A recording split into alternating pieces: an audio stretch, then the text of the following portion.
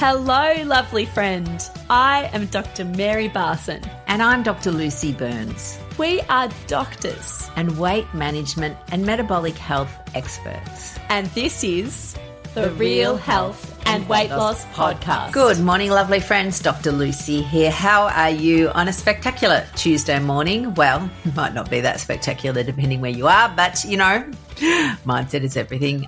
I am with Dr. Mary this morning, of course. Gorgeous, gorgeous Dr. Mary. How are you, my friend? Pretty good. Had some trying circumstances over the weekend, as did you, but feeling overall good and keen to talk about how we can use trying circumstances to create helpful action. That's actually what I would like to talk about today. Absolutely. And I think it's interesting. We sometimes say, you know, people always go, oh, life threw me a curveball. Life is a curveball. It's never throwing you one. It is always a curveball. You know, you can go from feeling yay to, you know, from huzzah to blah to sort of reverse engineer one of our favorite sayings. You can go like that in a blink of an eye. So, you know, life is most definitely a curveball. So we thought that we would talk about what do you do when you are feeling blah, and how can you navigate your way through this situation without, you know, resorting to bags of Maltesers, my old favourite strategy that I no longer use. I used to use Ben & Jerry's ice cream a long time ago. Yep. Yeah. So I was thinking it'd be useful for us to talk about what we mean when we talk about mindset. I think when we say the word mindset, a lot of people would go straight to discipline, you know, Nike, just do it. You know, the person running on the treadmill, clearly in pain, but with a determined look on their face, just doing it anyway, you know, white knuckling your way through the hunger. That's not what we mean at all by mindset, not at all. No, mindset's not grit. Grit can be a helpful component of, you know, of managing situations at times, but mindset and grit are not the same thing. Yeah. So, you know, if we wanted to define mindset, it's probably a good opportunity to do so. Maz, what are your thoughts on mindset? I think mindset is a set of skills and frameworks that you can use to make the healthy behaviours that you want, or you know, the behaviours that you want, easy. So just a way to be able to deal with life's ups and downs in a way that allows you to live your life the way you want to, with relative ease. That's mindset. Yeah, absolutely. For me, I kind of think of it as like mind management. So there's stories in our heads, there's thoughts in our heads. Some of them are helpful, some of them are unhelpful. We actually can steer the mind ship, and sometimes we don't realize. So we can change those stories, we can change those beliefs, we can create thoughts and beliefs that are useful to us. But you need to understand what your underlying thoughts and beliefs are in the first place. You can't make any changes if you don't know what your brain is already doing or why you already believe what you believe. Yes, I love that we can steer the mind ship rather than the mind ship having to steer us. That is good. Yeah. And it's a really interesting, even the word mindset. Set kind of implies fixed in some ways, you know, like if something is set, it's done. Whereas I think mind management work is ongoing. It doesn't have to be hard, but it isn't a set and forget. No, it's not. It is mind management. And when I think of the word mindset, I think what comes to mind is like, you know, the Instagram kind of gym bro, you know, pointing their finger at you, like mansplaining, just sort of telling you what to do what I do, and you'll look like me. And I think that's the image in my head. That could be, I think, particularly unhelpful for all the beautiful women out there, because as women, we so often can feel unheard, overlooked, invisible, as you were saying just off air, Lucy, except for when we're judged. And we're judged all the time, judged if we're in bigger bodies, judged if we're old, judged if we have an opinion, judged if we don't have an opinion, judged if we wear makeup, if we don't wear makeup. We're judged all the time, but yet also can be overlooked and dismissed. Oh, absolutely. And it's this fine line between feeling invisible and then feeling like the spotlight is on you for perhaps a reason that you don't want. So, it might be, as an example, when people, and I've seen this again in medical centers, people go into a medical center and there's no seat, there's no chairs in the waiting room that don't have arms. And so for some people, a chair with arms is really tricky because that you have to fit into it. And so then all of a sudden you're standing there and someone says, go and have a seat. And your brain goes, what? I can't fit into any of those seats. And so then suddenly you become the problem rather than the seating. Yes. And you've gone from, being invisible to a spectacle straight in a second. Yes. Yeah. And absolutely. I think having, drawing attention to yourself is great if that's what you want to do, but it's the unwanted attention which is problematic for so many of us. Oh, absolutely. Absolutely. Yeah.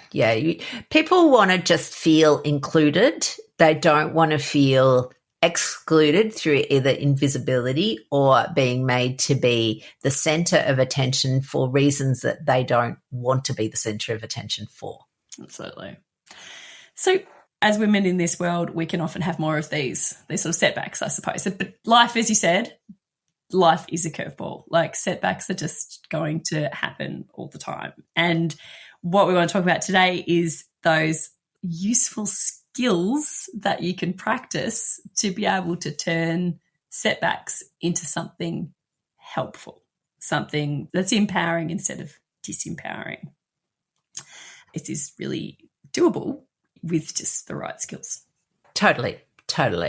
So, I think that it's helpful maybe if we have some examples, which, look, you listening out there may not recognize this specific situation in yourself, but it's an example, I guess, of situations that both you and I have found difficult at times and how we navigated our way through it. So I might start with my recent experience, which, look, I have talked about on social media, so many of you will have heard this, but it highlighted, I guess, for me that how our feelings and how our brain works. So lots of I do, public speaking, both to the public, but also professionals, to medical conferences and medical conferences. They never pay their speakers, so that's just a given. You give up your time, your day, as part of just giving back to your profession. And it's a sort of a professional obligation. And so, that's just part of it. But for me, I have now specific needs related to the disability that I now have. And so walking is tricky. I can still walk, but it's not easy. I can still stand, but I cannot do stairs. So when I am asked to be a speaker, I clearly articulate this, describe what is going to be helpful to me, and it can be something like either there is no stage and I'm just standing at a lectern in the room, or if there is a stage, that there is a ramp so that I can use my scooter to scoot onto the stage, which is what we organised, Mares, when we did the Low Carb Roadshow. It became clear. Wasn't always easy, I'm going to say that, but that's a separate issue. But certainly there are plenty of videos of me scooting onto the stage so that I could present. So doesn't have to be that hard. Anyway, unfortunately, despite, sort of articulating my needs, the event organisers just forgot about them. And it wasn't until literally as I'm scooting down to the front of the room that I realised actually there wasn't a lectern set up for me. There wasn't anything. It was all just up on the stage. And so all of a sudden I'm saying to the organisers, where am I speaking? And they've gone, oh, well, up there. I go, well, no, unless I'm Jesus and suddenly there's a miracle, that's not, I can't do that. And so then there was this sort of kerfuffle as everybody's running around and the tech had to get set up and all of this thing. And so they didn't have a lectern for me. I couldn't stand and present. I had to sit down, and there wasn't a place for me to really sit that wasn't then blocking the big screens. And so I had to sit sort of in the back corner of the stage. So honestly, it was, my brain, I had to kind of just go, okay, this, really what I wanted to do was just run away. I actually just wanted to go home. I just wanted to say, you know what, I'm not doing this. Goodbye. But, am a professional and I have committed to this. And so I just went, okay, this is what I'm doing. And as you know, people are all there looking as the tech are miking me up, and I'm sitting down, and my computer's sort of half balanced because there wasn't, normally when you speak at a lectern, there's a lovely big sort of screen that only the speaker can see that's got your slides on it. So you know what you know what's coming, you know what you're up to. And so I had a tiny little computer screen balanced on the corner of the stage. The MC had to turn around and look down to introduce me. He was up on the stage. No, I was sort of just down in the back blocks, it felt like. So look, cut a long story short, I did the talk. It wasn't my best talk. I was flustered. I felt, again, part of me is just going, can we just go now? And then when I finished, I look, honestly, I just wanted to go home. And so I didn't want to think about what was happening. I didn't want to think about my feelings. I just wanted to go home. And so, basically I did a little scoot around of the venue, answered a few questions for people, and then I just went home. And on the way home, how's this for wit? On the way home, my brain is going, Big Mac would be nice. And my other brain's going, what? And he goes, oh, well, you're pretty hungry. There wasn't any food at the venue. And there was food, but it was up too high for me to reach. So, again, so the weird thing is, and again, maybe people out there will be able to relate to this bit. Nothing in my brain said to me, you feel sad, you feel rejected, you feel invisible, you feel irrelevant, you feel excluded, you feel humiliated. Nothing said that, because I had put all of those very painful feelings in a box. So they were in a box, shut away, not to be thought about. And instead, my brain offered me the option of hunger. Oh, you must be hungry. And so as I'm driving, it was an hour and a quarter drive home. I drive past heaps of Maccas, and every time my brain goes, no, don't. And then so part of my brain's going, no, we're not having McDonald's. And the other part of my brain's going, don't worry, there's one right near home. It's like weird. Don't worry, there's one right near home. And so as I come off the freeway exit, I go and literally change my route to drive past the McDonald's that's right near my house. And then my brain goes, well, if you're so hungry, you can just eat at home. You're just about there now. And so that's what I did. And so I went home, and of course then my brain, again, I did a little celebration, because part of my brain, it doesn't want to eat Big Macs. Like, it honestly doesn't. Part of my brain does, part of my brain doesn't. Again, it was a bit of a chit chat. Lots of you will recognize that concept of the chit chat. And I think it is really helpful to recognize when you do behaviors that are in alignment with your goals or what you want to do, that we celebrate those, that we bang on about that. But when you and I, Mares, will talk about emotional eating, it's not always obvious as to what the emotion is. That's right, especially as you've articulated it perfectly. You boxed up your feelings. And that was extremely sensible. You were in a public setting in front of all your colleagues. You had a job to do, which was to do the talk, and you had chosen to do it. So even though you were feeling this anger, this rejection, this humiliation, this exclusion, that wasn't the time. So you very appropriately, protectively put that all in a box. But, those negative emotions are still there. They're just sort of boxed up and sort of suppressed, but they're still kind of jiggling away in your brain.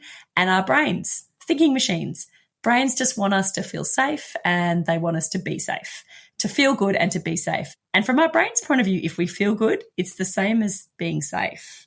Logically, that's not necessarily the case, but it is how our brain is wired. So the waiter in your brain served up the Big Mac will make us feel safe. These emotions don't feel safe, but the Big Mac will. And then the emotions were still really boxed up. So it is likely that the emotions were driving the desire for the Big Mac, but you weren't consciously aware of that. And I think that can happen a lot for people with the cravings. They just have a hard day, really want the chocolate, but don't necessarily know why they want the chocolate. No, absolutely. And the interesting thing was that my brain did not process those emotions for about 3 days. It just pretended everything was fine. Yeah, I told my husband about this situation. I go, and he go, and again, he said, oh, well, how shitty. And, everyone recognises that this was less than ideal, except maybe the event organiser, who probably thought they did a sterling job sorting it all out. But the emotion actually didn't get processed properly for 3 days, and it was only when I wrote about it. So this is why we will talk about journaling, for example, as being something, because you can process your emotions, and journaling's not easy. Like, I'd love to say, oh, journaling's great. You journal it and you feel so much better. You actually don't. You can journal it and you feel like a piece of shit at the end of it because you've suddenly unboxed these pretty painful emotions. But if we don't ever process painful emotions, then they just sit there in their box, stuffed away below the surface, with your waiter brain constantly offering you Big Macs to fix them. That's right. They cause harm. And that's we have the framework for mind management. Yeah. So the SLC, self-reflection, learning, self-compassion. And that the self-reflection is the first bit, but it can suck. And I think you need to be prepared for this, and leaning into a bit of a grit would be helpful. Because if, our brain is compartmentalizing, it's because it thinks that that's not safe. Feeling that emotion is not safe. And I sort of have this idea in my mind, if something feels really, really yucky, it's like my brain thinks we have to keep that door closed because there's a big man-eating tiger in there. And if I open up that door, this tiger is going to sort of come out and cause all kinds of pain and injury, and everything will be much worse. But I often find that when I do some self-reflection, try and figure out what's behind, what I'm feeling, what's behind that, I open up the door and it's not a tiger, it's just some smelly cat poo. That's it. What I thought was really, really terrifying still sucks, but doesn't suck nearly as much as I thought it would. And then, you can clean out that room and your brain just feels so much better. So it is true that self-reflection, it's not positivity. It's not like, this is great, everything's fine, everything happens for a reason. You do need to acknowledge that the situation is not ideal, that the situation is a bit crappy, that you may even need to acknowledge that the situation is really crappy, and that can take courage, and it's often not a pleasant thing to do. But sort of whitewashing, pasting over it with everything's fine, it's not a sustainable strategy. No, not at all. No, it isn't. That's right. Sugarcoating, not helpful. Yeah, sorry, you don't like sugar in many films, Yeah, but yes, or bright siding. Yeah, we need to acknowledge that things, that bad things happen to people. And when I say bad things, it can be things that make them feel bad, and bad is a very generic word and is not really an emotion, but it can be the umbrella term for uncomfortable at anything, at a minor level to a major level. Yeah. And grounding ourselves in that honesty is really helpful. So I had an example, much, much more mild, I think. I don't know. It depends. No. The weekend. I think, again, it's easy for our brain to do that comparison, isn't it? Oh, well, right. My problem's minor. That's right. I shouldn't even be talking about this. Exactly. Self-reflection, so interesting. So I yelled at my toddler on the weekend, and obviously, that's just, we do this from as time to time for parents, but it's so incongruent with, my goals and who I am. And it was over a stupid banana. My kids eat bananas. I don't. We're all, whole food based. Yeah. Bananas are whole food. Yeah. It is, totally. So little 3-year-old is in the back seat, and we'd just been at the shops, and that was a sort of a draining experience in and of itself. And we're on the way home, and he's eating his banana in the back seat. And he's like, Mum, I'm done. Take it. And like driving on a highway, calmly explained to my toddler, I can't take the banana, love. You're just going to have to hold on to that. And he's like, don't take it. I'm like, I can't. It's like, all right. So he drops it on the seat. That's fine. No worries. I can clean that up. I'm not a clean freak by any stretch. So when I get home, get everyone out of the car, get the food out of the car, get him out of the car, I grab the mushy banana off the seat and I throw it into the bush. And that was just the worst possible thing I could have done in that moment. My son was just like, my banana. I'm already a bit tetchy by this stage. But I get down on his level. I'm like, sorry, love, didn't know you wanted it. Thought it was just your discarded banana. He's like, why did you do that? I'm like, calmly, I'm sorry. I just thought we were done. And he just kept on, my banana. but mummy, why? But why? But why? And it just sort of went on. And my calm explanations only lasted, probably about another 8 seconds. And then I just passive aggressive, blew up. Oh, because I don't care about you, totally over the top. And then I went into a big shame spiral and, went and saw him, repaired, apologised, did all the things that you have to do. But then the shame. And for me personally, shame is such an uncomfortable emotion, and it's one that I am prone to. I do tend to, I'm one of those people who is prone to blame myself overly, like everything is my fault. And not just is it my fault, makes me a bad person. That's right. Yes. Is what, shame is there's something wrong with me. I'm bad. I'm a bad mother. I'm a bad whatever it is. Bad friend, bad sister, bad doctor, bad, just bad. Totally, just bad. I am just bad. Yeah. And in that situation, if I try and argue with myself that I'm not a bad parent, that I'm not bad, I actually am not going to win that argument, apart from the fact that you, by definition, if you're arguing with yourself, you're going to lose anyway. I just can't, because in the moment, in the throes of that emotion, when my amygdala is activated, I really believe it. Like I really do. So in that moment, the thing that really helps me is to just name what I'm feeling. I feel shame. And probably also anger, but, shame is the main one. I feel shame, and even just being able to acknowledge that kind of initially makes it a little bit worse, but then it passes more quickly. That name it to tame it. Really amazing thing about human brains, that if we're able to name our emotions, we can reduce the intensity of them. Then after that, able to then turn this around. Okay, so what is a useful thing to believe right now? Is it useful to believe that I'm the world's worst mother? No, that's not helpful. Is it useful to believe that I'm human, I'm going to explode sometimes, I can initiate repair, one moment doesn't define me as a mother? Is that useful? Yes, that's useful. All right, let's work on believing that. And then engage in the helpful behaviour. In this situation, went and found the toddler, repaired, moved on, we're fine. Yeah, absolutely. And I think the interesting thing is that, again, these are that is like a seemingly trivial issue. He's had a meltdown over the banana, and then you've reacted to his meltdown, which, the whole point of the SLC is that self-reflection, the learning, doing it with compassion. So the compassion bit here is that, you're a human, and human emotions are also contagious. So if he's melting down, then you're more likely to melt down. The shame cycle will tell you, but you're the grown-up and he's the child. You should be better than this. But that doesn't always translate to reality. So we need to recognize that as humans, we are fallible. No one is perfect at any stage ever. And it helps us, I think, both to forgive ourselves when we make mistakes, and also for other people when they make mistakes. Now, again, not the whole world's ever all about me, but the event organizer made a mistake for me.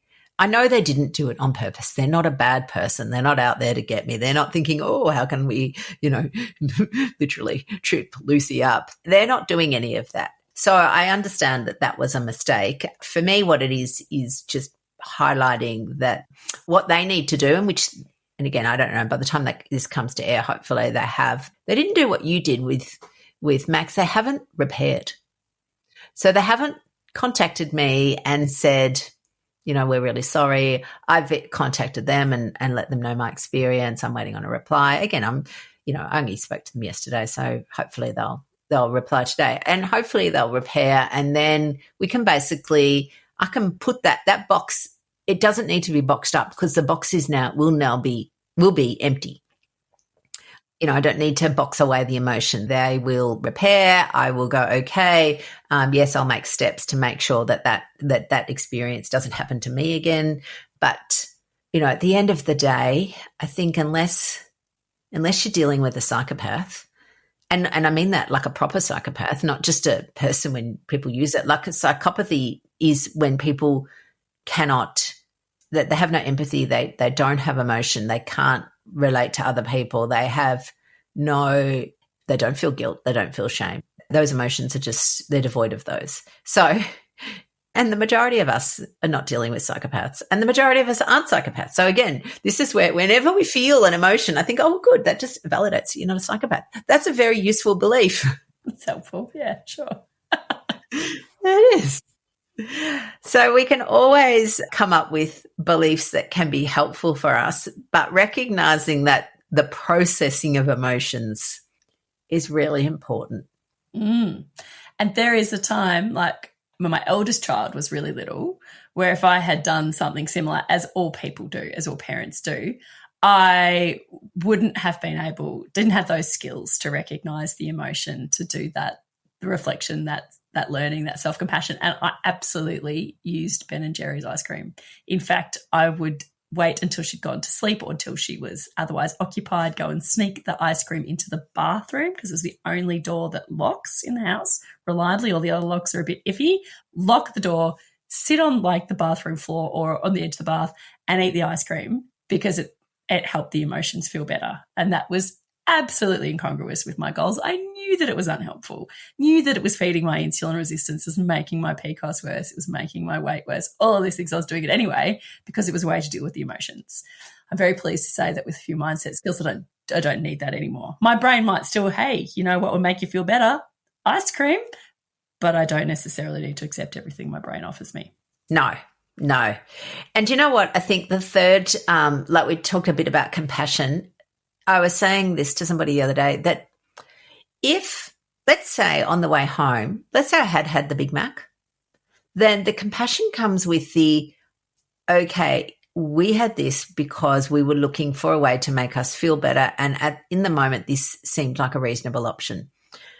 And it may not be what you want to do all the time, but it also doesn't make you a bad person for doing it. Like it's like, you know, you're not bad, you're not broken, you're not horrible, you're not terrible, you're not weak, you're not undisciplined. All it is that your brain offered you a solution because it was feeling a lot of something, whether that's pain, shame, humiliation, whatever it is.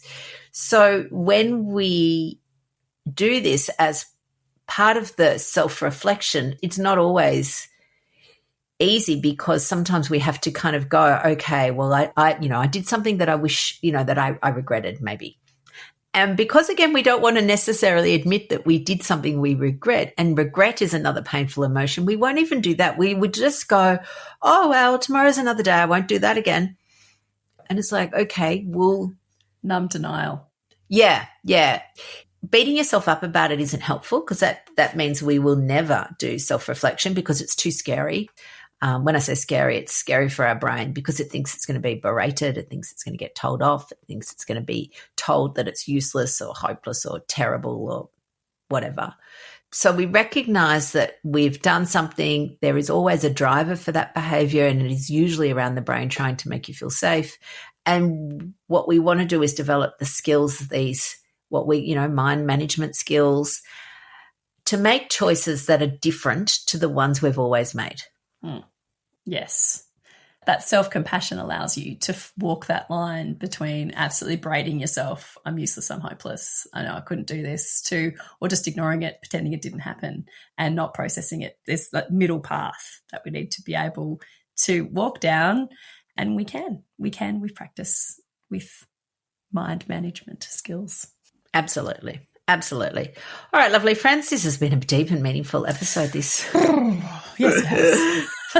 And, again, part of this is vulnerability. We are all human. We all make mistakes. We all have situations where we find ourselves feeling, uncomfortable seems such a benign word for what can be really, really deeply painful emotions. We all have that. But we can all find a place where we can manage these that in a way that is useful to the whole of us. Yes, and that is the key word, just finding those useful beliefs, those useful thoughts so that you can live life the way that you want to. Absolutely. All right, lovelies, we will catch up with you next week. Have a spectacular week. Bye now. The information shared on the Real Health and Weight Loss podcast, including show notes and links, provides general information only. It is not a substitute nor is it intended to provide individualised medical advice, diagnosis, or treatment, nor can it be construed as such. Please consult your doctor for any medical concerns.